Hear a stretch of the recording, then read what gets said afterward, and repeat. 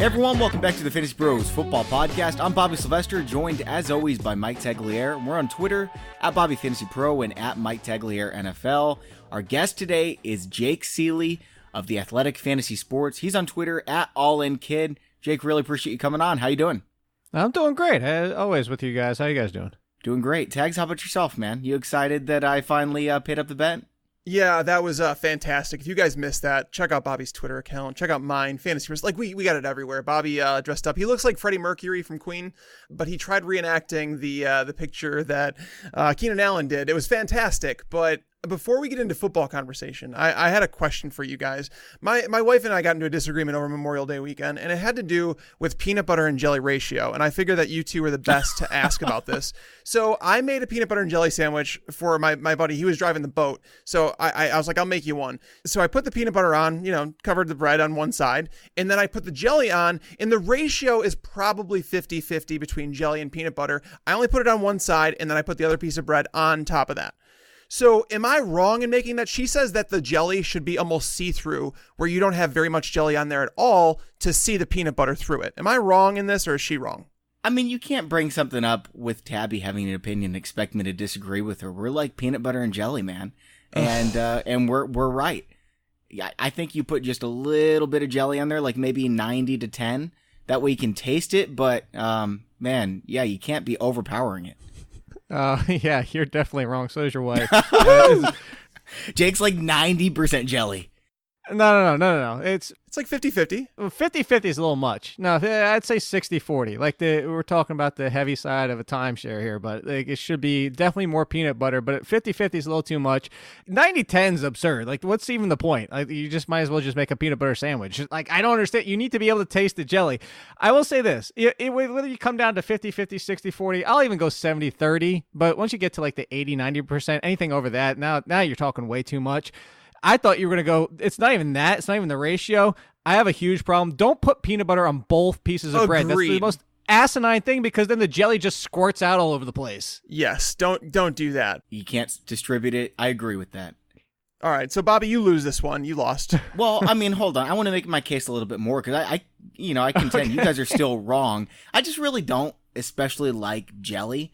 I think fruit should be eaten as it is. I don't like it being cooked into pies and stuff. That's gross, people. Come on, just give me the chocolate and the sugar. What I really want on my peanut butter and jelly is, have you ever had that Caro syrup? You guys know what I'm talking about? Instead of maple syrup, it's the white corn syrup. What are you talking about? Yeah, you what can is put this? that on your peanut butter sandwiches and you win. You are a nut job. I think we figured that out by now. Bobby's a nut job. He likes obscure things that nobody has ever tried. He told me, didn't you tell me about white syrup the other day? That's the same thing. Same thing. Corn syrup, man. You put it on everything. You put it in your cereal, doesn't matter. No. I'm just kidding. I would not put it in cereal. Corn syrup's being like eradicated from the face of the earth, or I thought. I know it's almost definitely a carcinogen and going to kill me by the time I'm 40, but it tastes very good. Oh man, I was just gonna say I've never squeezed a piece of corn and had syrup come out of it. So. No. Yeah, it's definitely not natural. Okay, guys, let's get into the football talk. And I have something else that's a little bit off topic right now. It is football, not exactly fantasy football. And later in the show, we're going to be talking about our wide receiver rankings, guys that we think are too high in ECR, too low in ECR. But this is another name that player, and this is a historical player. First one to get it is the Hot Mama. All right, you guys ready? Yep. I'm disappointed already, because I thought it was going to be how Tags is not coming to Flex this year again. I thought that's. I really did want to come this year. I don't even want to hear it. I know. I'm pretty sad about it, but I'm gonna hang out with you, Jake. Don't worry. You're a terrible human being. I'll find a way. All right, guys. This quarterback played in 3 Super Bowls. He's one of only 3 Hall of Famers with over 300 touchdowns, and he's also 5th in passing yards among Hall of Famers. He's the greatest scrambling quarterback of all time, better than Michael Vick. And he has more yards per game than Johnny Unitas, 52 more touchdowns, and a better interception rate despite playing in the same era. Everyone thinks Unitas is the GOAT from that era, but it's not him. Who is this guy? Did Dan Marino play in 3 Super Bowls? Dude, you're going back to an era before I was born. This is a really hard one, but the reason I wanted to bring it up is because this guy belongs in the top 5 conversations, and nobody ever mentions him here. It's Fran Tarkenton. Have you guys seen his highlights? Oh, the guy is absurd. I'm not 75 years old. That's how I feel. Like, I mean, highlights can only do so much for a player. Like, if you were to watch like a lot of highlights from like incoming prospects, you can make a case for all of them to be first round picks in the NFL. But I don't know. It's before my time, so I can't really comment on saying that. Just go watch him play. I've never seen a more exciting quarterback. He's like the old school Patrick Mahomes. And he owned every single passing record until Dan Marino came along, and yet no one talks about him as like one of these greatest quarterbacks of all time, not even in their top 10. Guys, he's in my top 5. I don't know what it is with you and Vikings, because so Jake, if you don't know, Bobby thinks that Mike Boone is like the most fun running back he's ever watched play the game. Oh, he's so good, man. Rock Thomas was the greatest high school football player ever. Here we go. I don't like the Vikings. They just, collect talent. I don't know what to tell you guys. Sorry. But they don't win Super Bowls. What kind of talent? Not Super Bowl winning talent, but fun to watch talent. All right, guys. Today's show is brought to you by PristineAuction.com. We've got a giveaway going on thanks to Pristine Auction right now, and it's ending soon, so make sure to get your entries in. Only takes about 30 seconds to do. What you have to do is go to fantasybros.com/contest. And Pristine Auction is always giving away hundreds of items every single day up for auction, and Tuesday's the best day to do it. I'm definitely going to be bidding on some stuff today. I saw a Henry Winkler signed University of Louisiana Mud Dogs mini helmet. You guys know what that's from, right? It's from The Waterboy. He was the coach there. That's one of the all-time classic sports movies. I want this for my collection. I like the memorabilia that's from the movies. I also saw, if you want to go a different route, a signed Jerry Rice 49ers jersey. Now, if you were to go out and buy one of these 49ers jerseys with Jerry Rice name on the back tags, how much would that go for? $120? Probably, at least. Yeah, you can buy this thing with Jerry Rice's signature, the greatest wide receiver of all time, for $84. That's what it went for yesterday. I don't know how I missed this thing. Yeah. Put it on my wall for sure, man. I'm surprised you've even seen The Waterboy, by the way. Why? Because you don't see anything. I mean, He's too busy watching Vikings running back highlights. And Fran Tarkenton. I like sports movies and stuff like that, just not comedies or like stuff from before I was born. Hold on a second. You haven't seen Rocky movies either. That's from before I was born, dude. So is Fran Tarkenton. Yeah. Fran Tarkenton's a football player. Oh, man. And Rocky was not before you were born, I don't think. I mean, not all of them anyway. Nobody knows. Nobody knows. All I know is Rocky didn't play football, so I'm not really interested. All right, guys? Anyway, Pristine Auction. This is going off the rails. PristineAuction.com is a great source to get signed memorabilia for your cave. You'll find something no matter who your team is, and everything's guaranteed authentic from only the most trusted sources. Again, that's PristineAuction.com. PRISTINE. All right, guys, we're going to get into the wide receiver rankings talk in just a moment. First, though, we do actually have a little bit of news. Miles Sanders is sitting out with a mysterious injury. Jake, does this concern you whatsoever for drafting him? No, not in May or June. Not at all, unless we find out like he tore ACL or something. But yeah, I'm not concerned most anything. I'm just worried with him missing camp and getting acclimated with the team and the playbook and everything like that. When we saw it with Rashad Penny last year. No, well, Rashad Penny was more also in training camp and the preseason. And the OTAs, I'm not that concerned yet. Okay. Yeah, what do you think, Tags? Yeah, I'm the same way when it comes to running backs. Running backs are like the guys that don't have much in the playbook to memorize. So those guys I don't worry about. I think those guys can show up in day one and just perform. I mean, look at Sony Michel last year, what he did for the Patriots. So I'm not worried about this at all. If there was, you're not drafting Miles Sanders anyway, though. Well, that's the thing is if there was other talent on the roster that I was really concerned about, like I'm not really concerned about Jordan Howard in that offense. So it's going to be somewhat of a timeshare, and he's going before I would draft him anyways. So, but if you like him and if you believe that he's going to be the outlier in Doug Peterson's offense, then don't let this detract you from drafting him. Well, it depends, because I was 100% with you, because right after the NFL draft happened, I was with you, Mike. I railed on my podcast about it and said, I can't believe people are already taking Miles Sanders as like RB 15, 16, right. And thinking it's going to be different this year. But I say that, and I was with you of like, I'm not going to own him anywhere until I saw him go as RB 29 in a recent mock draft that I was just in. So if he's going in that range, I don't have a problem with it, but it's the ones that are drafting him in like the mid-teens, and I think the mid-teens are going to be where it ends up come August. Probably. Tags, where do you have him ranked right now? As of right now, I'm pulling up my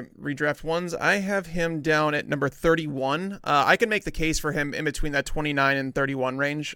So, I mean, I'm with Jake on this one. Who are you taking, Ronald Jones or Miles Sanders?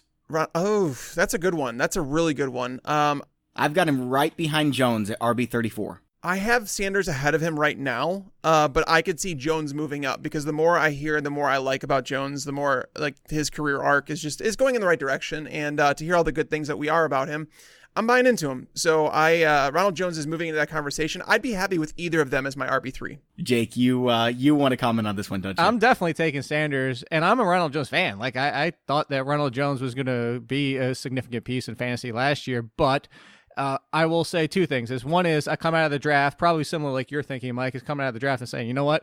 The Bucs did nothing. And Bruce Anderson, undrafted free agent. And I actually like Bruce Anderson, but let's remember the hit rate of undrafted free agents of making a roster, let alone making an impact. So let's not say like, oh, they took Bruce Anderson. No. Everyone remembers Alfred Morris and Philip Lindsay, and they think that's just the norm. No, sorry, guys, it's not. Yeah, it's like 1 out of 50. But like, so the point being is they came out of the offseason and for all intents and purposes did not significantly address the running back position, which tells me they actually think they can get something out of Ronald Jones. Or, this is why I'm a little bit concerned, Mike, is because it is Bruce Arians. Bruce Arians wants pass-catching running backs. Ronald Jones stinks in the passing game.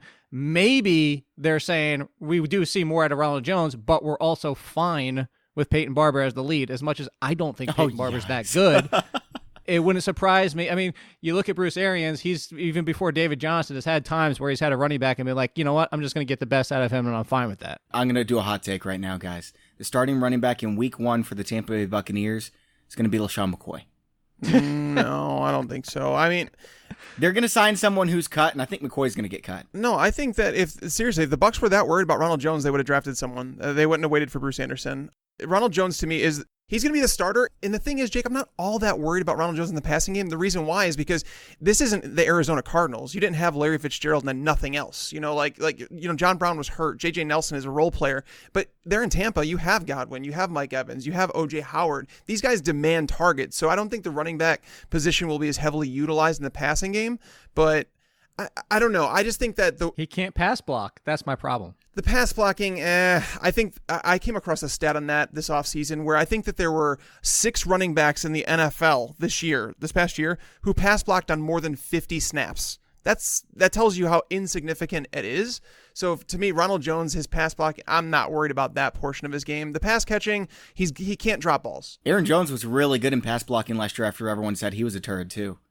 Well, he was also a turd all the way up until through the preseason, and then starting for the first couple of weeks started to get better. So yeah, Christian McCaffrey also led. He gave up the most sacks in the NFL. He's not coming off the field. Well, that's because he's an amazing pass catcher. Right. No, that's what I'm saying. I'm just saying that I just think that's a little overblown. I think that was a Mike McCarthy thing. I definitely see your point, Jake, and it does make me a little bit more nervous about the Ronald Jones shares I have so far in best ball. All of these things can be true. But I'm going to go back to what I say. Like, I would feel better what you're saying, Mike. I'm not saying anything you're saying is wrong. I feel better about it if it was a different team and a different coach that didn't like pass blocking running backs. That's my only. Like, if this was the same old regime and it wasn't Bruce Arians, I'd feel even better. That's my only hesitancy. And the fact of, again, it has nothing even to do with really Ronald Jones. It comes down to maybe they're just sold on Peyton Barber. Yeah. Well, see, that's what we all say, but Peyton Barber was fine last year. That's what we all said about Chris Carson last year too, right? And about Peyton Barber. And then it happened. So. I think a lot of the problem was on Dirk Cutter, but I'm not saying Peyton Barber is like terrible player, but I think that Ronald Jones offers more upside than he does. All right, guys, the other starting running back that people are a little bit worried about right now is James Conner. They're saying that the Steelers just love Benny Snell and he's going to cut into his workload. Conner faded off towards the end of the season. Jake, are you buying this? Nope. Okay, good. Good. We're all in agreement then. Well, let's be honest here. The only concern for James Conner was the fact that Jalen Samuels was going to be more involved than we've ever seen a second running back in the Steelers for as long as we can remember. I mean, we're talking 6, 7, 8 years now at this point. The fact that Jalen Samuels is making, turn James Conner into where Le'Veon Bell is 90% of the snaps. All right, James Conner's 65, maybe even 70 on some good games, but Samuels is going to cut in for that reason. It's not Benny Snell. They didn't draft Benny Snell for one to cut in to begin with. They drafted Benny Snell as if James Conner gets hurt. And then the second point is when I was scouting in the offseason, my guy over at The Athletic, Emery Hunt, said this, and it's a comparison that I can't get out of my head since, and he's 100% right, and he was 100% of average. Exactly why is he said Benny Snell's just Jordan Howard. He's another Jordan Howard who's going to run up the middle and take what's there and be when he gets it and when he doesn't, and he's just And so he's not a threat to the job. I think so as well. Tags, you agree? Yeah, they had to replace Le'Veon Bell on the depth chart. Like, Jalen Samuels is not a guy that you want to handle 20 carries a game. And I think that the Steelers just understand that, the running back is important to their offense. They utilize them like a lot. So to spend a 4th-round pick, it was high on Benny Snell. I don't feel like he was worth that, but it's not up to me. I think it's just more of like James Conner insurance and the fact that he wore down towards the end of last year. I think this is beat reporter speculating.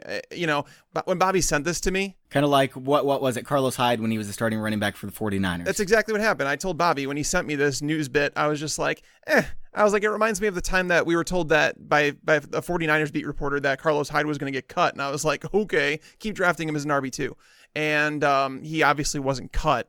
I don't buy into. Here's what I'll tell you guys about beat reporters and what I think. I think they have important jobs, but I think that if one person is saying it and nobody else is, I think it's something that you could totally ignore. If there's multiple people from multiple different outlets telling you the same thing, like they were with Chris Carson last year, that's when I think we need to look and pay closer attention, because everybody is picking up on what they're selling. So, it's just this screams like, look at me. All right, guys, let's jump into the wide receiver rankings, and we're going to start out with just going around in a circle. Jake, you're going to go first. A wide receiver that you think is too low in ECR right now, so you like them better than the consensus.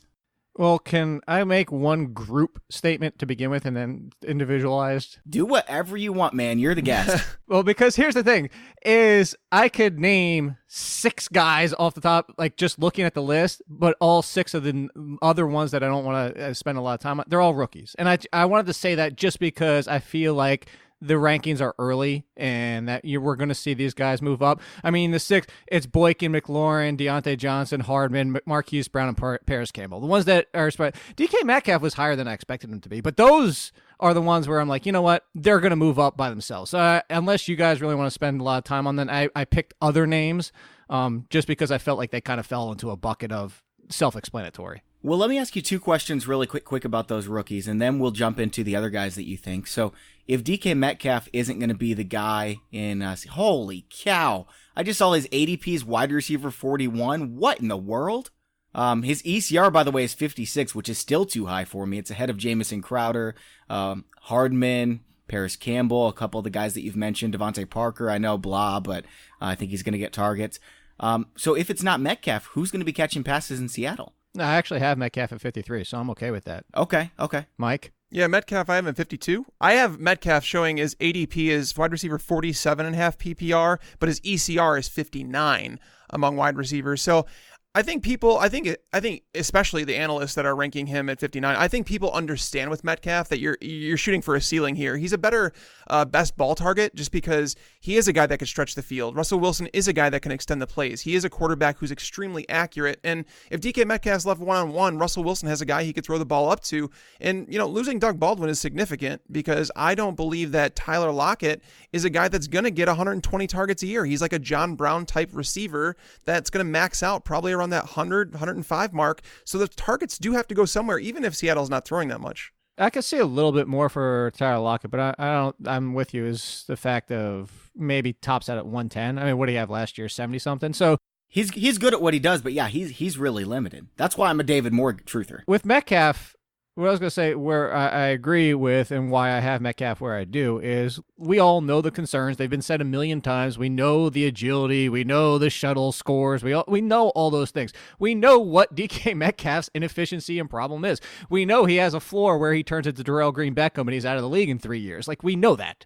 On the upside, we also know what he is as an upside. And what I'm looking at here is he's not Dez Bryant, but right now he's a poor man's Dez Bryant. And at least he's going to be a red zone threat. At least he turns 50-50 balls into 80-20 balls. At least he's that kind of receiver where, maybe he only catches half of his targets, but there'll be more big plays often than not and more red zone opportunities more often than not, because if you're looking at this team, that's the other thing that Tyler Lockett doesn't do. He does catch touchdowns, but when you're talking about pure red zone, Metcalf's going to be the guy. So if you gave me 800 yards and 7 touchdowns, I think that's doable, but it's going to be Deshaun Jackson-like, where it's 1 week, you get it, 2 weeks in a row, you get 1 catch for 13 and then 2 catches for 30, and you're annoyed. And plus, you've got Russell Wilson. It's not just like some schlum throwing the ball. If he gets the targets, he's going to produce. And Darrell Green Beckham, you talked about him as the floor. As a rookie, he was wide receiver 55. He didn't even really play that well.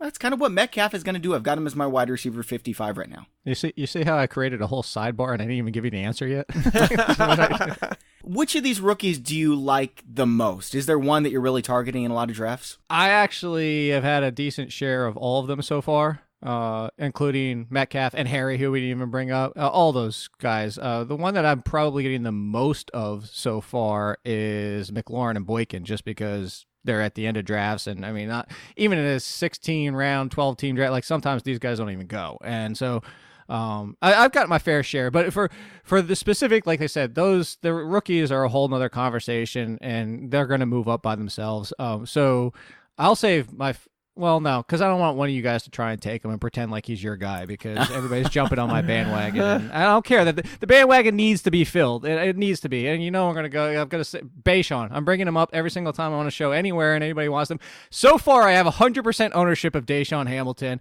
and I will be happy if I finish with 100% ownership of Deshaun Hamilton, because I not only believe he'll be the number one in fantasy for this team, I believe the reason is, if you look at what they just did at quarterback, it's Joe Flacco. What does Joe Flacco do? He hits the short to intermediate game. We know that. We joke about that all the time. He's filling the Emmanuel Sanders role.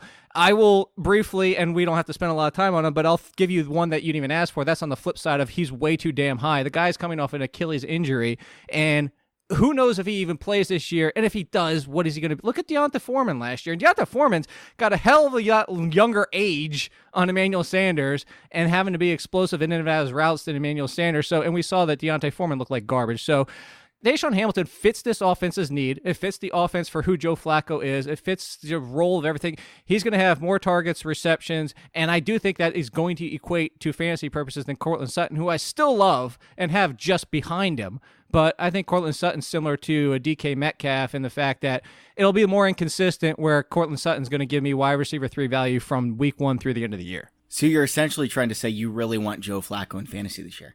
Boo. I'm just messing. I thought I was high on Deshaun Hamilton. I'm at wide receiver 54, and I saw that ECR has him all the way up at, 52. So I'm wondering, Jake, how high do you have him? Wide receiver 34. Woo, baby. All right. Told you, wide receiver 3 all year. And it wouldn't shock me if he gets near the top 25. Tags, what do you think, man? I can't trust Joe Flacco. You know, I mean, I understand. Well, wait, you can trust him to do one thing. That's the thing, is like, I don't know if I can even do that.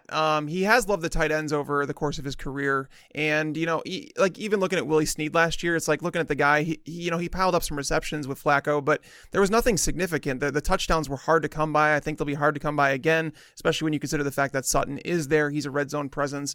Emmanuel Sanders, I'm with you on him, man. I have him down as wide receiver 68. I won't draft him. I have Deshaun at 55, so I'm not as high as Jake is on. I don't think he's a terrible play. I think he's like a guy that you could use to fill bye weeks. I just don't think that he's a guy that I want to rely on as a starter every week, because it has nothing to do with his talent level. It has to do with what do they want to do? What does Vic Fangio want to do? I think he's going to want to control that ball. I think that team throws the ball fewer than 520 times this year. And, you know, when you break things down like that, it's really tough. You know, they added Noah Fant to the receiving game. He's going to probably be the best red zone option alongside Courtland Sutton. As a rookie tight end, I don't know, man. Yeah, I just feel like it's a lack of. I know it's a rookie tight end, but you're talking about a new quarterback and a new system with, you know, Vic Fangio hiring a first-time offensive coordinator worries the crap out of me too. Let me ask you something. If I gave you 70 receptions for 850 yards and 4 touchdowns. Oh, yeah. I'd move him up my rankings. I'd put him. Wait. Hold on. Yeah. Do you think that's reasonable? Do I think it's reasonable? No, I think that's high. You think that's high? Yeah, I think I would estimate, like I haven't done my initial set of projections yet, but I would say Deshaun, I'll probably project him right around 600 to 650 yards with like 3 touchdowns. Oh, so yeah, I think, okay, so there was just a difference of opinion, because my point being was 70 receptions for 850 yards and 4 touchdowns makes you top 25 last year, and that was Emmanuel Sanders. And that was going to be my point. I think those are reasonable expectations. Obviously, you're different, so I was trying to set you up. And obviously, you're on a different page. If you were going to say yes, I was like, well, haha, that's top 25. So I will say this also, and this is something I want to make clear, and especially for your listeners, and I know you guys will agree with this, but also for anybody that doesn't know who I am, or like, when I say, like, you know, I have him in my top 35, and the reason why is because I just gave you a stat line and all that time. Pay attention to ADP too, because you don't have to draft him as that. Like, everybody's like, oh, like, whatever. I've been getting Deshaun Hamilton as my 5th wide receiver, and I still have 100% ownership.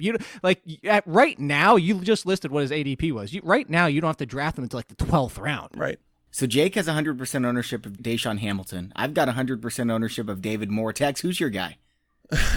Who's my guy? I mean, according to ADP that I'm going to get right now, it's DeVante Parker. I know. And you know what's funny? It's funny, Jake. I heard you scoff at this. And so here's the thing. We had an award show at the end of last season, and I said never again. The Never Again award went to DeVante Parker, but losing Adam Gase, them extending him for, on his contract, so he's going to be there 2 years. Adding Ryan Fitzpatrick and Josh Rosen, I mean, I don't think you can call that a downgrade, no matter, what you think about Ryan Tannehill. He wasn't very good. I literally just came out with a head coach rankings on Monday, and I have Adam Gase as the second worst head coach in the NFL. I don't like him. I don't think he's a good head coach. Is he a good offensive coordinator? I don't even know if that's true, because he's basically relying on everything that Peyton Manning did for him in his career. DeVante Parker, when he came into the NFL, people had legit top 20 numbers written all over him. It was like a Mike Williams scenario, but he was just tied to a bad offense with a bad quarterback. And it's not to say that I think Ryan Fitzpatrick or Josh Rosen are going to be Pro Bowlers. I don't, we have seen Ryan Fitzpatrick support top tier wide receivers before. That's all I want. I want DeVante Parker to have an opportunity. And when he's got an opportunity in the NFL and he stayed healthy, he has produced. I'm not saying that DeVante Parker is a lock to finish as a top 30 receiver. In fact, I have him ranked at number 51, but I am telling you that by drafting him, where I have him, you are risking absolutely nothing for a guy that does present top 24 wide receiver upside in that offense, because Kenny Stills isn't it. Albert Wilson isn't it. They don't have guys that demand those targets except Parker. And if the coaching staff that came in said, screw Adam Gase, we actually like DeVante Parker, we like what we've seen what he can do on the football field, let's extend his contract, let's make things right with him, give him a vote of confidence, if you will. And I think that's what happened. And I'm not willing to give up on a guy that was such the pedigree here. Everybody loved this guy. His dynasty ADP was still a top 30 wide receiver coming into 2018. So why? Because Adam Gase holds a grudge, we should all of a sudden forget about this guy? And, his ECR is wide receiver 67? No. So guys, I've got a stat for you. Since DeVante Parker entered the league, including his rookie year, 7.9 yards per target. Last year, Antonio Brown, fantasy wide receiver number 2, 7.7 yards per target. I mean, all he has to do is get targets. And who's the number one in Miami? It's DeVante Parker. I don't think it is Stills. You think it's Kenny Stills? I don't think so. Miami treated DeVante Parker like he was their number one last year before he got hurt. They're having Xavier Howard cover him every day in practice. I don't care what they're doing in practice. I'm just telling you who the number one's been. It's Kenny Stills. I will agree with Mike on the fact that he cost you nothing to get. I think Stills has been through enough coaching staffs for me to know that, okay, this guy's just not going to get the targets. Like, he's going to be just a boomer bust option. If you want to play him in basketball, that's fine. But he's never going to be the guy in an offense. I think that, he's been through, 3 different coaching staffs now, where that's why I've moved on from Stills. I understood the want because he's flashed. On a per-play production, Kenny Stills has been really good. He got, over 100 targets 2 years ago? And that's the thing. And he finished as a top 28 receiver, I think it was that year. But again, DeVante Parker was hurt. When DeVante Parker's healthy and in the lineup, and he typically has seen targets. Okay, I think that's the thing. Talk to me when that's the truth. Yeah, I know. Believe me, I know he's got to stay healthy. But I'm just more looking. I mean, what's the difference, Tags, really, between DeVante Parker and Kevin White? Kevin White has never shown anything in the NFL. Well, yeah, he's been hurt his entire career. But the talent-wise was the same thing. They were both considered. These are the next great wide receivers. I'll agree with that. If you're talking about that angle, I will agree with that. And I'm not saying I'm making a case for Kevin White. Please don't hear me saying that. I'm just saying, I don't know, man. No, but Kevin White has literally never shown anything on the football field like DeVante Parker has. No, because he's never stayed on it for more than, 2 weeks? I posted a highlight last year about... He's played 3.5 weeks in 4 years. Oh, God. That's so sad. I'm only laughing because, look, I was on the same page as everybody. I don't know anybody out there, and anybody who tries, I want to see the evidence, but I don't know anybody out there that wasn't calling DeVante Parker and Kevin White both first-round talents in that draft. But wait, why? Hold on a second. Answer me this, guys. A.J. Brown is going ahead of DeVante Parker. I like A.J. Brown as a wide receiver. Oh, that's stupid, man. He's playing for Marcus Mariota. We've seen him continually kill Corey Davis's value. Why is he going for him? Marquise Goodwin. He's going ahead of DeVante Parker. These guys don't present any upside. What are you drafting them for? To sit on your bench and, eventually maybe throw them in your lineup because there's a bye week? I think they're all in the same bucket. I think shoot for the stars. No, because I think A.J. Brown can make Corey Davis, this is your last straw, dude. You better take over and be the guy, or else A.J. Brown's going to take over. But Marcus Mariota can't support a consistent wide receiver. Oh, Marcus Mariota. We're going to really? We're going to play Marcus Mariota versus Josh Rosen / Fitzpatrick? Well, Fitzpatrick, I would take 100%. I think Fitzpatrick's a better quarterback. First of all, it's going to be Josh Rosen. Is Mariota in your top 22 quarterbacks in the NFL? Like pure NFL quarterbacks? No, but neither is Josh Rosen as of today. Yeah. I mean, I agree with that, but... And I like Josh. I was a Josh Rosen fan. I argued for him. Corey Davis is by far and away the number one in Tennessee. DeVante Parker, he's a lot closer to Kenny Stills if he's not the number one. He is as of today, but this is... Look, you want to throw somebody in the conversation with the two guys we're talking about? Corey Davis, at this point, belongs in the conversation with Kevin White and DeVante Parker, as in, like... Oh, man. Tags is going to lose it. No, you have the talent. It's time to produce. And what I'm saying is Corey Davis is definitively a better wide receiver than A.J. Brown. But as of right now, he hasn't done it. And whether you want to blame it on Marcus Mariota, part of it has been himself and his own consistency and his own injuries as well. I'm just saying... forget that whole the two of them. He also had more yards per target than Antonio Brown last year. And no, but my point is not stats or anything like that. My point is to go back to what your original statement was, Mike, and it's the fact that you said, "Where's the upside with AJ Brown and Marquise Brown?" My point was both of those guys could become their team's number one, and actually Marquise Brown should be if he's healthy. Marquise Brown, I like actually a lot more than most people do. But that's my point. DeVante Parker, okay, arguably healthy, will be the number one for the Dolphins. I'm just saying there is a scenario, is what I'm saying. There's a scenario where A.J. Brown is the number one for the Titans. There's a scenario where Marquise Brown is healthy coming off his Liz Frank and is the number one for the Ravens and better than both of them. I would agree with that. I think Marquise Brown should be the number one there 100%. A.J. Brown, the thing is, I think Corey Davis is still... It would be an upset, but it's a possible scenario. But I just feel like that Corey Davis is not going away, that's for sure. It's possible that Kenny Stills goes away. Corey Davis could go away by not being healthy. But that's the thing is, like with Parker, I feel like there's no one contending for that number one spot that could steal 120 targets. It would not shock me if we go to week one and then DeVante Parker's targeted 9 times in week one and everybody's running to the waiver wire to grab him. And it's like, oh, well, we probably should have known he was the number one receiver there. I mean, maybe it's not going to be as consistent, and that's fine. That's why I'm not ranking him as a top 40 receiver. But guys like A.J. Brown, I don't feel like the pass attempts are going to be there first off to support multiple receivers in that offense. And they got Adam Humphries. Corey Davis is really talented. Marcus Mariota has trended downward. Like ever since his rookie year, he's trended in a bad direction. He has never supported a wide receiver consistently. Again, well, no, that's the thing. I'm not debating the talent with you. Put it this way, Mike. What I'm saying is if Corey Davis is out, you're going to take DeVante Parker dealing with Kenny Stills, both being healthy, over A.J. Brown being the number one in Tennessee. That's all I'm saying. And again, I 100% agree with you talent-wise. I'm just saying it's the health issue, and it was tongue-in-cheek to start, but I'm just saying Corey Davis has not been able to stay on the field himself consistently. I actually think he had, quote-unquote, all 16 games played last year, but if you talk, it's kind of like the Jordan Reed effect of like, yeah, he played the game, but what percentage of the game did he play? Yeah, I think Corey Davis is a little bit too high this year. We spent a lot of time on Corey Davis, DeVante Parker. And you know, Tags, I was kind of laughing at the DeVante Parker thing, but it was only because of what people at home are thinking. I've got DeVante Parker in my top 50. I'm with you, man.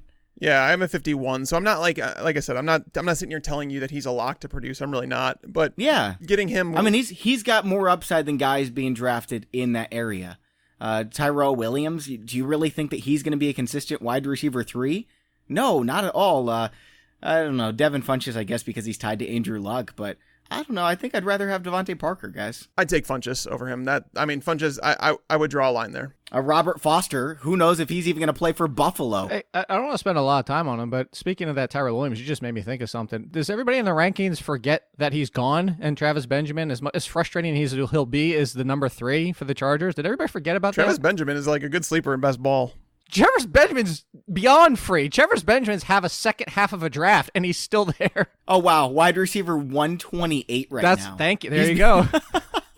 He's behind Tim Patrick, Kelvin Benjamin, who's not even signed. I have him as wide receiver 85, Mike. I mean, that's nothing to get excited about, but you keep throwing out best ball, which I always feel like is a I'm not saying this to you. I'm just saying that I feel like that's always like the crutch of like, that's where he has value. Like, but the point being is that is Travis Benjamin's game. He is the poor man's Deshaun Jackson. That's where you draft him. But at wide receiver 85, and that's not something to get excited about. Point being is just 120, whatever you said it was. That was just absurd to me. Yeah, it's crazy.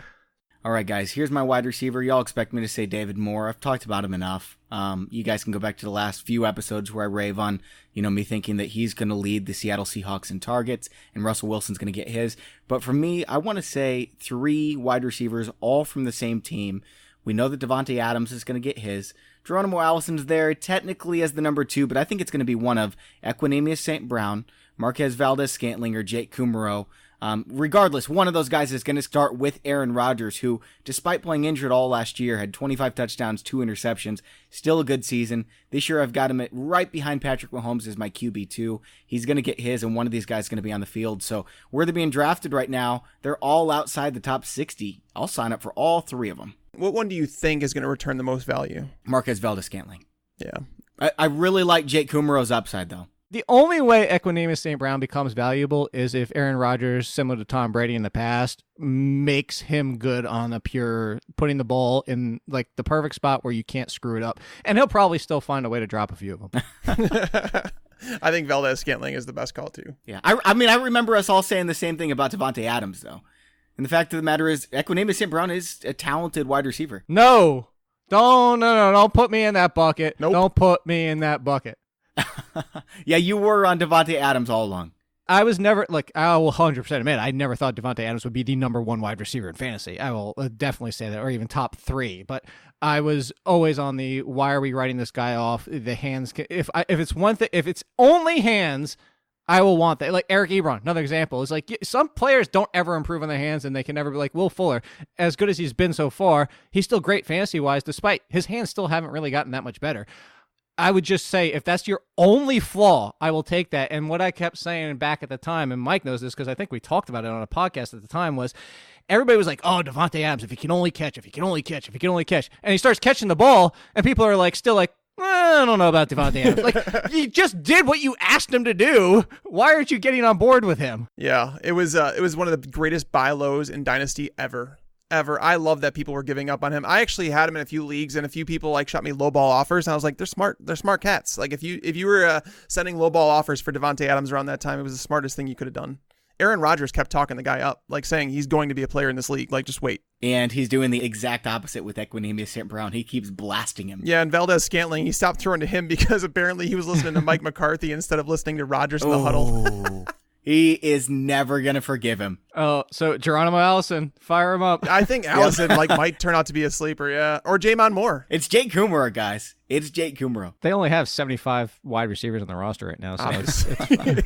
All right, guys, let's do one more round of this, and then we'll do some guys that we think are too high. So, Jake, you're next. James Washington and Sterling Shepard. I have Sterling Shepard 12 above the consensus just because, I mean, look at what he did last year with a miserable season, was splitting with Odell Beckham for most of it and still was in the top 30. I don't understand. I'm hesitant as much as anybody is him playing outside the majority of the time, but at the same time, yeah, he's going to see so much volume no matter who the quarterback is. But I'm going to talk about James Washington because James Washington was my dude last year, and similar to Rashad Penny, like the injuries, everything just sapped his entire season. He is the number 2. I know people are talking about Deontay Johnson, who I brought up with the rookies before, and I know people are talking up other people, and even Schweitzer, and it's Schweitzer, come on. But James Washington, when I talk to, and this isn't like a name drop thing, this is just I found surprising at the time was how open Mike Tomlin was when I talked to him at a Hampton Roads Youth Foundation. People are like, he doesn't usually like to talk about anything. And when I was talking to him, I asked him about James Washington because I loved him coming out of college. And this was what he said to me. And I'm going to keep saying this because this is telling to me of what his volume and role is going to be. Mike Tomlin looked at me in the face and said, I like James Washington just as much as I like JuJu Smith-Schuster when we drafted him last year. So now this is 2 years ago.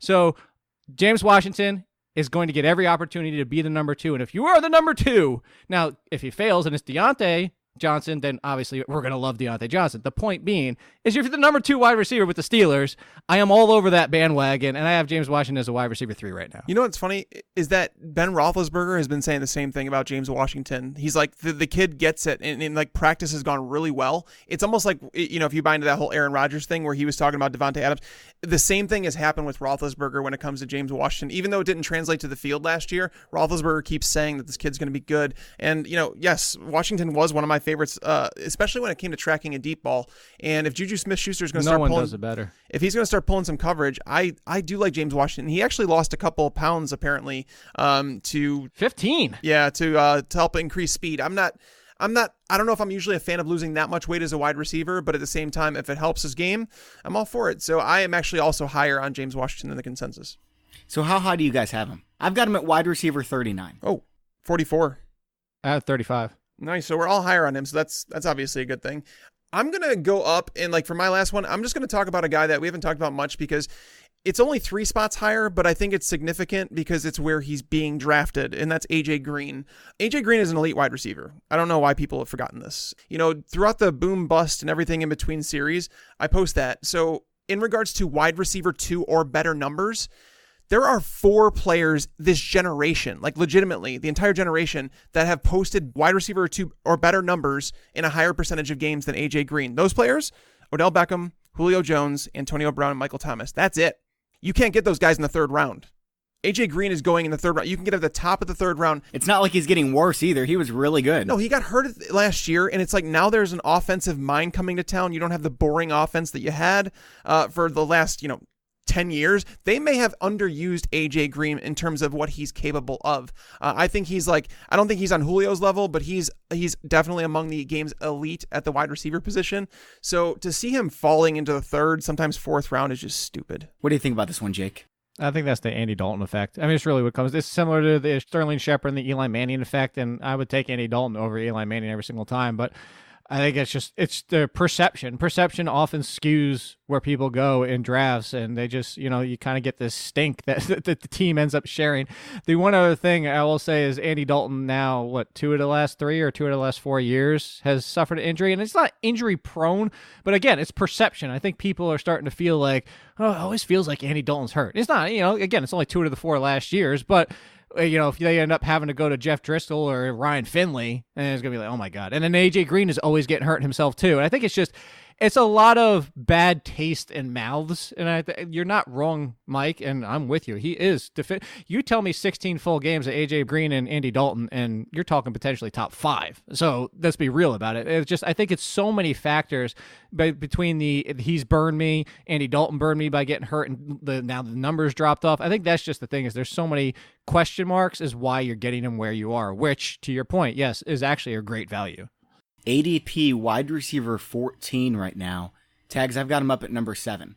I've got the top 5, which is obvious: Hopkins, Adams, Julio Jones, Beckham, Thomas. And then I've got Antonio Brown and AJ Green. I don't understand how AJ Green can drop to wide receiver 14. Yeah, I don't either. I don't get it. I mean, I have him right in that tier with Antonio Brown and JuJu Smith-Schuster. I think that's where he belongs. I mean, you may not get the upside week to week that some of these players present, but you're going to get consistency from Green when he's on the field. He's a wide receiver 1. And I have him at, barely. I have him wide receiver 11 because of that baked-in risk. And it's, if you want to take him at 6 or 7, I'm not going to say you're nuts to do. Like, I have JuJu at 7. If you want to say I want AJ Green, I'm going to say, who has the track record as being the number 1? It is AJ Green. But I'm not going to. That's kind of the range of. I'm not going to debate it too much with you. Do you think there's more of a risk with AJ Green getting hurt, or Andy Dalton getting hurt, or Andrew Luck getting hurt and just destroying T.Y. Hilton's value? I think that with how long they've taken and watching Andrew Luck last year, Andrew Luck, another injury would be another freak. It wouldn't be like a recurrence. Yeah, and he's never going to get touched. I'm just so worried about shoulder injuries for quarterbacks. Oh, my God. If there's one quarterback in the NFL, every time you watch a game, you're like, oh, my God, he's about to get sacked. Oh, my God. Okay, he's okay. Like, that's how I feel watching every Colts game.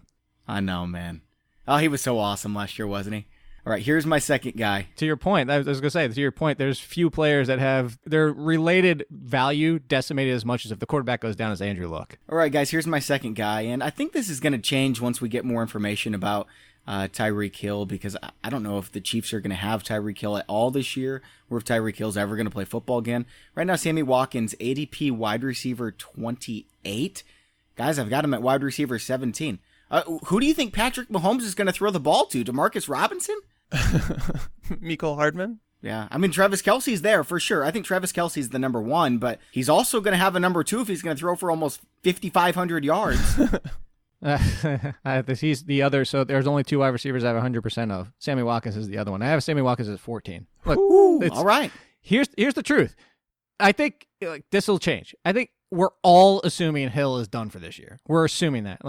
Of course, the NFL could be the NFL and surprise all of us, and heck, it could be 2 games. But even then, do the Chiefs keep him? It's the Chiefs being the Chiefs. I mean, they kind of like are waiting till the last minute. If they haven't released him by now, I don't think they're going to, guys. If it's only 2 games, which sounds absurd, but it's the NFL. There is no rhyme or reason. We never know. You would say it would have to be at least 10 games like Kareem Hunt got, but at the same time, would it surprise anybody if it's 4? We just don't know. So with the assumption as of today, if that's the path I'm going down, if anybody wants to play it differently, look, we don't have the answer. I'm playing it as in Hill doesn't play this year, period. Out all 16 games. I'm with you. It's Sammy Watkins is the number one. I know we've done the Sammy Watkins thing. I've actually never been on the Sammy Watkins bandwagon until this year. Yeah, you made fun of me 2 years ago. I remember. Yeah. It still hurts. This year is the first year. But the truth is, if he only plays 14 games as the number one, he's still going to finish as probably a wide receiver 1 in fantasy. And I actually think DeMarcus Robinson's a bit of a value right now because there's no guarantee that it's Hardman, and it's no guarantee that the 2 of them don't split 50-50 the entire year, depending on what the formation and the usage is. But the one thing that will be true is Sammy Watkins is going to be the number one. And we know talent-wise, Sammy Watkins can handle being the number one. It's not ever been a question of talent. No, it's never been a question of talent. And I think that, we were just talking about AJ Green and the health risks and stuff like that. Not only do we have the Tyreek Hill, the impact of that and whatever that, the outcome is. As of right now, I'm expecting Tyreek Hill to miss 4 to 6 games. That's where I'm at with it. And the thing is I think Watkins presents top 12 upside. I think he's that talented. He's obviously playing an Andy Reid offense with Patrick Mahomes. That's always a good thing, right? And if Hill's out, he's going to see more targets. The reason that I don't have him as high as you guys, I'm at 19, which is still pretty high compared to the consensus, is just because I have to bake in some of that foot risk injury, right? So last year was the 3rd time he's dealt with injuries to that foot. So this is clearly a chronic injury that can pop up back on the radar at any time. And, the Chiefs were in the middle of trying to make the playoff I think it was week 11, right around there. And then all of a sudden it was he's going to rest this week. He's going to be back next week. And the next thing you know, he's shut down for 3 or 4 weeks. And it's that's the type of stuff that you have to build in where it's I don't think I could take Sammy Watkins ahead of someone like Robert Woods or Julian Edelman because I know what I'm getting out of those guys every single week. Whereas even if Watkins presents that massive upside that we're talking about, you have to balance that on your roster. So if you're going to draft Sammy Watkins, understand that you're going to have to surround him with some guys that offer you a little bit more stability. All right, guys, let's jump on over to the opposite end of the spectrum. Guys that ECR are too high on. Jake, who do you have for us? Let's go back to Tennessee. And let's go back to the Tennessee and talk about all the complaints that you guys were saying about Marcus Mariota and talk about the fact that Adam Humphries, before the even drafting of A.J. Brown, was going to have an exceptionally hard time even coming close to the target volume he saw last year. So Adam Humphries, 56 doesn't sound that high, but... Oh, that is so high. I've got him at 70. What? People are drafting him at 56? Yeah, he's in the 70s for me as well because he is the 3rd option. I actually have a bet with a guy at the Athletic beat writer, as a matter of fact, with the Titans. He has a bet with me right now if A.J. Brown or Adam Humphries is going to be the number 2 for the Titans in production. And I said A.J. Brown. He's taking Humphries, obviously. But we're just talking about pure production. We're not talking about PPR or anything like that. Point being, still, it's probably going to be Taywan Taylor. They've got all these mouths they want to feed. Even if it is Humphries being the number 2, to go back to your guys' argument about what I was saying about A.J. Brown, it's still the number 2 on an offense that's run first, led by Marcus Mariota. I don't care if it was only Adam Humphries. He's still too high at 56. I say instead of drafting him in the 50s, wait, and there's a guy at wide receiver 91 that you can have that will produce the exact same. That's Danny Amendola. Yuck. I don't want either of them, please. I don't either. I'm just telling you, like, you can get the same production. You're telling me you're going to start Danny Amendola at some point? I think Danny Amendola, I mean, look at that. Or Adam Humphries, and you're going to feel good about it outside of like a bye week where you have to pick someone up? Look at the end of last year when Bruce Ellington came on with the Lions. Like, legitimately, you know how hard it is for a wide receiver to join a team in like week 10 and produce? Bruce Ellington actually was a wide receiver 3 in PPR formats on a consistent basis with Matthew Stafford. He likes that slot role. And I mean, I'm just saying that I think you can get the same production. I'm not drafting Danny Amendola. What I'm saying is that I think you can get the same production to him that people are drafting with Adam Humphries. That's crazy. I didn't realize he was going so high. All right, I'm skipping you, Tags, because I'm ready. D.D. Westbrook. Guys, I'm a Jags fan. I'm not seeing this. If you think Nick Foles is some big upgrade from Blake Bortles, I'm not saying Blake Bortles is good. He's not even a top 25, 30 quarterback in the NFL. Nick Foles has been the same quarterback outside of a couple hot games in the playoffs when everyone was paying attention. They're not going to upgrade their passing game. And D.D. Westbrook, I mean, I guess right now he's the favorite to be the number 1 in a heavy running offense, but there's no lock he even starts, and you're drafting him in the top 40 wide receivers? No. Not me. I'm not drafting him. I don't want a Jags wide receiver if I can help it. And if you want to take one with your last pick and Marquise Lee. I've got him wide receiver 60. I have Westbrook at 53. I got to check where I have the Westbrook, but I like what Mike just said too. And if people are forgetting Marquise Lee, but I don't really want anybody unless it's super cheap. So the Marquise Lee thing is why I like that, because I think it's the same. It's the Bills and the Jaguars are both the same. If you told me at the end of the year, neither team has a wide receiver topping 800 receiving yards, that wouldn't shock me. And actually, I think that's pretty reasonable. There's the same collection of it's going to be another guy every single week. It might even be 2 weeks in a row, and then you're going to jump on board and like, oh, this is the one. You're like, nope, it's out. So I would take Marquise Lee, and I would take Robert Foster because he's going after John Brown, and sometimes I've seen him even go after Zay Jones. It's like people forgot already what Robert Foster just did last year, and that he is John Brown before John Brown arrived to that team. That John Brown's been John Brown before him, but you understand the point. The point being, I mean, that's kind of where I'll go. I'll go with the talent. If Marquise Lee is healthy, if Robert Foster's healthy, I'm taking those. But those are like flyers, and I'm even not that excited about either one of them. I don't understand why everyone's getting excited about D.D. Westbrook. I guess they think Nick Foles is like some Hall of Famer or something. I really don't understand it. Like, usually I can make a counter argument just to play devil's advocate. I don't get this one. Yeah, Jake, D.D. Westbrook is going, let's see, nine wide receiver spots before James Washington, which is crazy. Wow, that's stupid. Nah, I can't do it. And well, maybe everybody just likes my fantasy league calling him Dead Westbrook. I don't know. Have you heard that? That's the one. I didn't even notice it does that. Along with Golden Taint, it's Dead Westbrook. And what's the other way? I had not heard that, but I'm going to start using it. Yeah, listen, it's Dead Westbrook for some reason. Okay, Tags, who do you have, man? All right, I'm going to put some cold water on this hype train that's kind of gotten out of control, and that's Chris Godwin. You know, I like Chris Godwin as much as the next guy. I do, but like, guys, well, obviously not. Mike Evans, from a talent standpoint, but I'm talking about, like, you know, Mike Evans is the number 1 there. Like, he's going to receive the most targets. That's who he is. Unless you think Chris Godwin is going to overtake Mike Evans for the leader in targets in that team, then you have a point to be made. But unless you're ranking Godwin over Evans, I don't think you can make a point there. On top of that, O.J. Howard hasn't really been exactly healthy for the first 2 seasons, but this is a guy that deserves targets going forward. Like, he is essentially a wide receiver in a tight end's body that can also block. So O.J. Howard has posted like historic numbers in terms of like on a per target production. Jameis Winston has loved his tight ends, and if he has a tight end healthy like O.J. Howard, Cameron Brate will still be on the field, whatever. I just think we can't forget this guy is a number 2 wide receiver on his team that's also competing with a top tier tight end.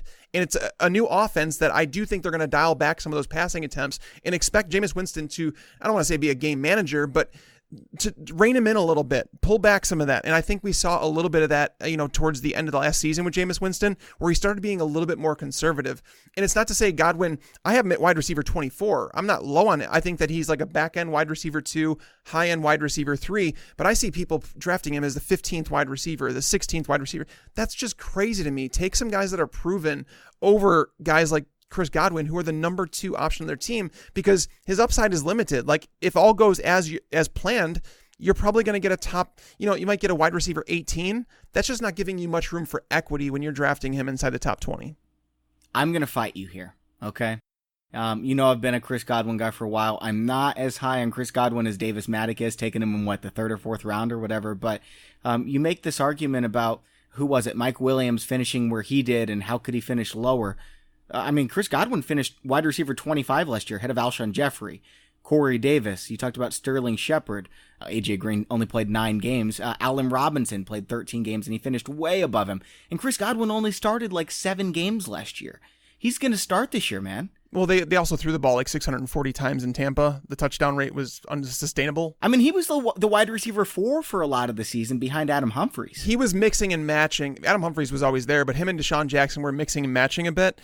And it's, like I said, I like Godwin, but you're going to have some serious regression in that Bucs offense. Because if we combine Jameis Winston and Ryan Fitzpatrick, those guys threw for like 5,300 yards and 36 touchdowns. So if you think that that's going to happen with Jameis Winston, you just draft Jameis Winston and get it all. And I have no issue drafting Jameis Winston.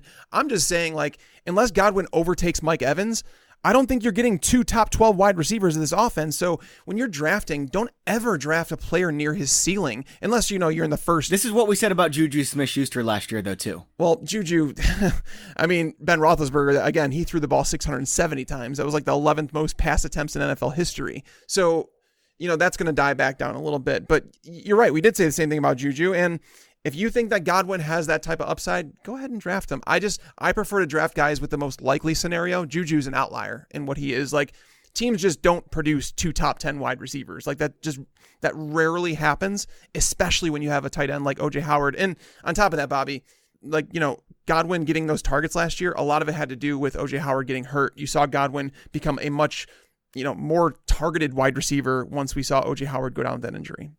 Yeah, I can't believe how high it's come, because I'm still a little bit higher on him. I've got him at wide receiver 18, but it's all the way up at 20 now. It was back in the 30s just a while ago. Jake, where do you have Godwin? Yeah, so wow, there's a lot to get into here. One is, look, it's 2 things that I say every single year, which I know this isn't like, oh, I'm the only one that does, because Mike just said 2 of them. But with the Jameis Winston, it's buy the cake, not the icing. As you said, if you don't know which way it's going to go, just buy the cake. Like, if you think the production is going to be there, take the cake. Don't figure out the icing. So the other part is I always say, like, I joke that was going to be my next T-shirt of "Don't buy all the risk." # Don't buy all the risk. It's just, that's not catchy though. It's too long of a hashtag. But your point being is, I don't like buying people at their ceiling where there's no potential return. Now, granted, the first 2-3 rounds, you pretty much have to. Especially the first round, you're drafting at everybody's ceiling. But I agree with all that. On the flip side, I am a lot more with Bobby than I am with you on this, because one is I actually have him at wide receiver 18. But I actually go back to the conversation of like Mike Williams, and I've already written up Godwin. This is why I know a lot of these things off the top of my head, is the fact that 300-yard games, all 3 of them the second half. To your point about the second half of the season, Winston started to pass less. So to that point, 300-yard games. The fact is he split the majority, if not the entire season, with Deshaun Jackson, even when he was playing. And Adam Humphries was still the number 2 in targets when you get there. And Chris Godwin didn't even have 100 targets. He only had 95, and he still was wide receiver 25 last year. So I say all those things. Now, I agree with you, Mike, in the fact that he shouldn't be near the wide receiver 1 conversation. But I have him at wide receiver 18. If he's going as wide receiver 14, 15, I'm never going to own him. If he's going around 18, I'm probably only going to average half shares, because some people are going to take them a little bit earlier. Some people are taking them a little bit behind. I don't think 18 is the ceiling. I say like 14, 15 is the ceiling. So he doesn't have that much room, but I am projecting him close to that, because I really think that limited usage last year, split sometimes 3 ways across. When you talk about him as the number 2, even with the decrease in the assumed passing game, I still think he's going to see at least 100 targets. And if you're talking about 100 targets for Chris Godwin, 100 targets gets me into the top 20. Let me give you guys one player. I want you guys to just tell me who you'd take. Would you take Mike Williams or Chris Godwin? Because Williams, it's a very similar situation, right? Like, no, that's Sophie's choice. I'm not doing it. Okay. So those guys are close for you. Mm-hmm. Okay. I've got Chris Godwin, and I've got Williams high too. He's at wide receiver 23 for me. Actually, I think I have them back to back. As a matter of fact, I know they're very, very close, or they're within a couple. But I want both of them. I want both of them on all my teams. Man, you know what? Yeah, I'm moving Williams up to 21 right now, because I'm looking at him compared to Edelman and Alshon, and both those guys are injury prone. So I'm moving Williams up to 21. I actually think Godwin will have more yards, and Mike Williams will have more touchdowns. Exactly. Yeah, that's probably fair. Okay, Jake, who's your last one, or do you want to give us a couple names? I'm going to give you two because they're from the same team. So there you go. Boom. That's the way I can squeeze in more here. Is QT and Will Fuller. And it's not that I don't like either one of them talent-wise. It's not that I don't like Deshaun Watson in this offense. It's just, who is the number two? I don't think we have a definitive answer. I don't think we have a definitive answer if Will Fuller can stay on the field. That's true. But if Will Fuller will happen to get hurt again, I would love some QT. But the thing is we're seeing all these reports, and this is what happens at the end of May and early June. We don't have a lot to talk about, and we get those rumors like the James Conner, Benny Snell thing and all this stuff. And all we're seeing is like people getting talked up. They're the best shape of their lives. They're never blah, blah, blah. QT's been one that's been talked about right now for the Texans, and resultingly his stock has started to rise. And Will Fuller is basically coming off last year's stock and the fact of, oh, look at what he does when he's healthy. Look at all those touchdowns he was getting. Look at that production over those games. And the fact that still understanding the risk of, one is to repeat that for any player. Even DeAndre Hopkins repeating what Will Fuller was doing would be a lot to ask of anybody, let alone with a healthy QT, a healthy Will Fuller, a healthy DeAndre Hopkins, a little bit more balance to this offense this year. Like, I just don't see how you have both of them inside the top 40. That's my problem. And it's nothing that I don't like either one of them. It's just, you can't have DeAndre Hopkins as the number one and then QT and Will Fuller both inside the top 40. I agree with that. And I'm all on QT, all out on Will Fuller. Tags, where do you stand? Yeah, so Bobby, I was going to say, Bobby has talked about he thinks that QT is going to be a better one to own than Fuller, and it just really comes down to what you're looking for. I think that team does want to run the ball a bit more. They just haven't had the offensive line to do it. Deshaun Watson loves QT. He keeps just hyping him up. Yeah, I mean... And every time he's on the field with Will Fuller, it's QT that gets the ball. Well, I mean, they've only played like 3 games together, so I don't want to look too far into that. But it's a fair question between the two, and I think it's just going to be a hit or miss thing where it's like you're going to see them play the matchups, and DeAndre Hopkins is the one you actually want to own, and you're going to get some like ups and downs, like kind of like you have with Fuller throughout his career. Fortunately, I mean, it's been more ups than downs with him when Deshaun Watson's on the field, so I don't want to discount that. Whereas QT hasn't shown the ability to stay healthy, and Fuller coming off the torn ACL, like that's just something he can't really help. But it was a lot of soft tissue stuff with QT, and I think O'Brien was getting a little sick of it towards the end of the year. So yeah, I'm probably not going to own much of either of those guys, to be honest with you, but I do have Fuller considerably higher than him. I have Fuller at 30, and I have QT at 42. So you're right with ADP. Will Fuller is at 30. And QT is down at 49. ECR has QT at 42. Tags, do you have your name ready? Yeah, I mean... Get a different one because I'm going to take it. Tyler Boyd. Tyler Boyd, he's someone that's definitely a little bit overvalued in my opinion, but there's some things that you could like about him, like the fact that, when you have Zach Taylor coming in saying that they're going to start with the Rams playbook, Tyler Boyd's going to play the Cooper Kupp role. And that's a valuable role. Even if Cooper Kupp isn't the most like physically gifted wide receiver, he performs, like he gives you consistent production. So I don't want to hate on Tyler Boyd. I just think that people are buying based on last year's production when there's quite a bit of unknown with him. He was wide receiver 21 in fantasy points per game without AJ Green for a lot of the season. And his ADP right now is wide receiver 23, dude. That's crazy. That's too high. Yeah, I've got Tyler Boyd at wide receiver 33, and even that feels a little bit high. Jake, where do you have him? I have him at 33. I have him at 34, so I'm not like crazy low on him. Oh, okay, no, okay. Yeah, that's pretty much in line with where I'm at. I think. Yeah, so all three of us in complete agreement on Tyler Boyd. His ADP is 23. I've got him at 33. Corey Davis is ADP 31. Marvin Jones is ADP 45. I'd take both those guys over Tyler Boyd. Marvin Jones still isn't. He's slow to recover. But you're right. If healthy, Marvin Jones is slow to recover. That's my concern. But you're 100% right. I'm with you on it because it really comes down to AJ Green. And, as much as we want to discount John Ross, it hasn't stayed on the field and he's just a big play and that's it. You like 9 route. Thank you. The end. I think that's Marvin Jones, though. Nah, Marvin Jones is more than that. John Ross is... If healthy, if everybody's healthy, if all 3 of them are healthy, I don't even including Tyler Eifert in this discussion, but if all 3 of them are healthy, it's going to be AJ Green and then what's left over, and it should be Tyler Boyd second, no question about it, but you still have a pecking order and you still have John Ross is going to demand some look. So I think the biggest issue here is that if we're assuming health for everybody, even though it was only 14 games last year, I still think 108 receptions is a lot to ask over 16 games if everybody's healthy. All right, Tags, who's your last guy? My last one I was going to mention was Jarvis Landry. I don't know why people are still drafting him as high as they are. His ADP looks like in half PPR, it's at wide receiver 22. Oh, he's ahead of Mike Williams. Without Odell Beckham last year, he finishes the wide receiver 21 while seeing like 150 targets. Like, he wasn't good.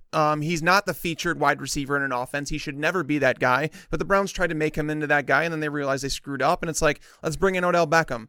You're going to see those targets come down. You're going to see that Browns defense get a lot better. They're not going to throw the ball as much as everybody wants them to. And that's the thing, is that's why I think Odell, his ceiling is a little bit capped, and that goes down to Landry as well, where it's like their ceilings are going to be capped just because this offense is not going to pass the ball 40 times per game like some of the other guys do. I think you're going to see them run through Chubb. You're going to see David Njoku involved. You're going to see Callaway get some targets. So it's like, Jarvis Landry, he's another guy. It's like, let's draft the guy at a ceiling. Drafting him at wide receiver 22.5 PPR is drafting him at a ceiling. Like, that's basically best case scenario for Jarvis Landry, because even if Odell Beckham got hurt, we already know what that looks like with Jarvis Landry. So I don't get it. I'm not going to disagree with this one at all, man. So yeah, 100% across the board here, because one thing I wrote about Jarvis Landry last year is in those 3 straight seasons, his entire career basically, he's what I called it was the 1-to-1-to-1 ratio, is the fact that it was a target equals a per catch rate, and the per catch rate equals a per target points per game in fantasy, and it was flat no matter what scoring you played in, and flat for all 4 seasons with like a slight, I think 1 year it went up 0.1 per game. And that's my point, is Jarvis Landry is 100% dependent on how many targets he gets. It's targets equals production. It's very simple. That's just who he is. You have to understand that's who he is. Even with those 9 touchdowns from 2 years ago, it was still because the yards were down that year. So if you look at it, you're not wrong. It's Jarvis Landry is going to be probably similar and less than what we saw last year, where it doesn't get to 1,000 yards, gets a handful of touchdowns, and that's who Jarvis Landry is, and that's fine. And a half point, full point PPR, he'll probably stay in and skirt with wide receiver 3 value all year long, but to your point again, yeah, it's funny you said that, Mike, because when I released my way too early rankings after the draft, somebody's like, "Oh, all that disrespect for Landry," and then I'm like, "Seriously?" Like, it's always somebody always wants to yell about Jarvis Landry. I mean, if that guy owned him in 2018, he wouldn't be saying you're disrespecting him. I was like, you can't be an owner. So in the history of the NFL, at least since they started keeping track of targets, in the first 5 years of their career, there's 8 guys who have had at least 700 targets. DeAndre Hopkins is first. Randy Moss is second. Jarvis Landry's third, guys. Obviously, it's just been volume dependent. He's under 7 yards per target. That is disgustingly bad. He's not a red zone weapon at all. 26 touchdowns. Randy Moss was sitting up at 60. Everyone else on this list is in the 40s or 50s. Man, Randy Moss was so good. But yeah, Jarvis Landry entirely volume dependent, and it's not going to happen this year. Yeah, with Odell there, it's just going to decrease the targets, and that's the thing. Is like I said, he had 149 targets last year. That was 8th among wide receivers, and he finished outside the top 18 wide receivers. That's coming from Baker Mayfield starting since, I think, week 4. So, I mean, don't blame it on Baker. Jarvis just was not very good. And honestly, once Kitchens took over as the offensive coordinator, he actually started to decline Jarvis Landry's targets a little bit. He should be a little bit more efficient in year 2. But at the same time, you might see him dip down to like 115, 125 targets. And that's obviously going to affect production. All right, guys, that's all for today's show. Don't forget to check out the Fran Tarkenton highlights. That is going to make your day. Oh, geez, here we go. So good. Tags, you obviously haven't seen this because you would be raving about it too. It's hilarious. You will be cracking up when you're watching this. Mike's not going to have he's going to go be watching all the Mike Boone highlights. Obviously. So he's going to be busy. He should do both, and Rock Thomas high school highlights. Oh, man. I'm not kidding, man. All 3 of these guys, so fun to watch. This is awful. Go make yourself a peanut butter and jelly sandwich and do yourself a favor and put more jelly on it. Peanut butter and corn syrup. Ew. Try it. All right, guys, that's all for today's show. Thanks to the sponsor of today's show, PristineAuction.com. That's PRISTINE. And thanks to the guest, Jake Ciely. He's on Twitter at AllInKid. Jake, thank you for coming on. Always. It's always a blast. For Mike Tagliere and Jake Ciely, I'm Bobby Sylvester. Thanks for listening, and enjoy your football. I just wanted you to watch me dissolve.